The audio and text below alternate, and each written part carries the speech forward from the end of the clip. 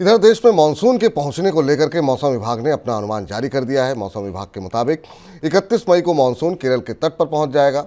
मौसम विभाग का मानना है कि इस साल मानसून सीजन यानी कि जून से सितंबर के दौरान देश में सामान्य से ज़्यादा बरसात हो सकती है। मानसून को लेकर के अप्रैल में जारी हुए मौसम विभाग के अनुमान के मुताबिक 61% संभावना सामान्य से ज़्यादा बरसात की है।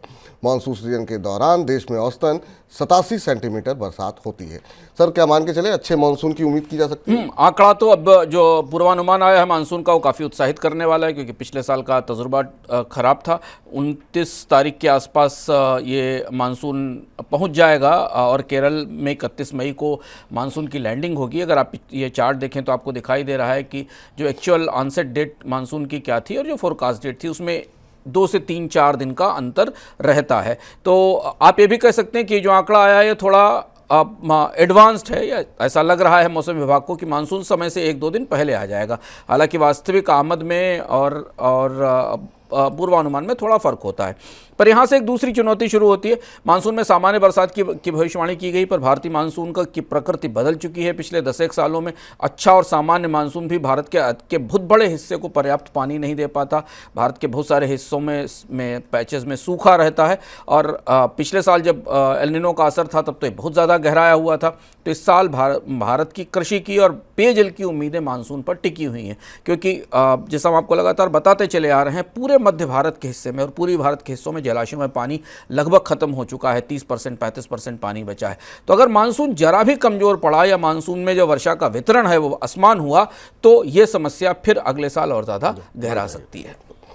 एयरटेल के मैनेजिंग डायरेक्टर गोपाल विट्ठल ने कहा है कि मोबाइल टैरिफ को बढ़ाने की ज़रूरत है। उन्होंने कहा कि देश के दूरसंचार उद्योग में शुल्क की दरें दुनिया के अन्य देशों की तुलना में काफ़ी कम है। उन्होंने रिटर्न अनुपात को बढ़ाने के लिए शुल्क दरों में बढ़ोतरी की वकालत की है।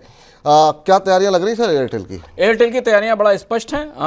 एयरटेल के नतीजों ने इसकी भूमिका तैयार कर दी थी। प्रॉफिट फ्लैट था और तभी से तय हो गया था कि एयरटेल के टैरिफ में बढ़ोतरी होगी। बट एयरटेल कितना एग्रेसिव है टैरिफ बढ़ाने को लेकर, ये इस बयान से, गोपाल विट्ठल के बयान से समझ में आता है।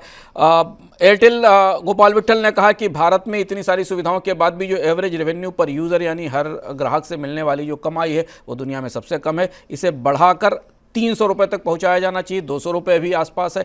यानी एयरटेल ये कह रहा है कि बस चुनाव का शोर शांत होने दीजिए, 4 जून को नतीजा आने दीजिए, उसके बाद एक नहीं कई बार मोबाइल के टैरिफ बढ़ाए जा सकते हैं। क्योंकि जिस लेवल के आरपीयू को टारगेट करने की बात गोपाल विट्ठल अपने इस बयान में कह रहे हैं, इससे लगता है कि कई बार इसे बढ़ाना पड़ेगा। उन्होंने कहा है कि भारत में एब्सर्डली लो टैरिफ हैं और इनको ऊपर ले जाने की ज़रूरत है। आपको पता है कि भारतीय मोबाइल बाजार में 2 ही कंपनियां हैं और दोनों की डुओपोली है।